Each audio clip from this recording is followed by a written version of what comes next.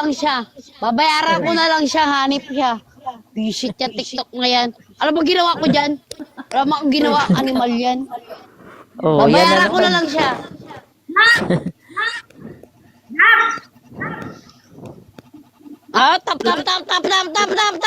10K na ito, 10K na inabot. Kulit naman nitong batang to. Oo ka.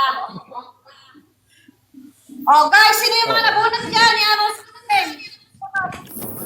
Si ano? Si Ate Chris. Si Ever. Kami, wala pa. Oh, meron pa mamaya.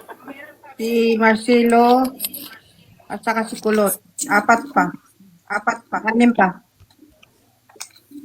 Sige na, nabunot ka na. Mag-umpisa na tayo. Ano, kala ko nabunot si Chris B. Wala, hindi yun Chris na. B. Kala ko Sino ba yun? Si nabunot. Miss?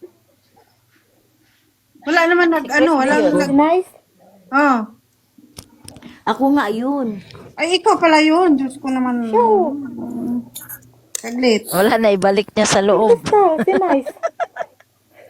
Kasi hindi ko narinig. Naibalik sa loob. Balik mo siya, balik mo rin kami. Balik mo din kami. Sinabi niya nga ni Marcelo, di ba?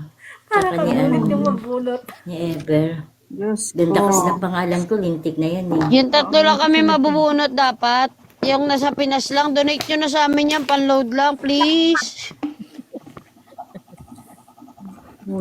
Nawala na tuloy. Nakapagtapos Miss na. pala yung pangalan.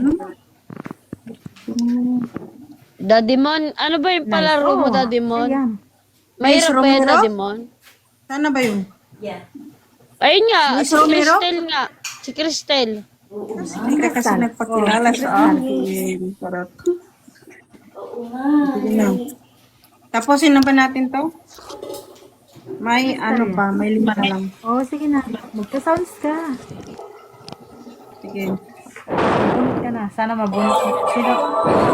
Nandito din ba yung pangalan ni Tina? Nabunot nandito. ka na.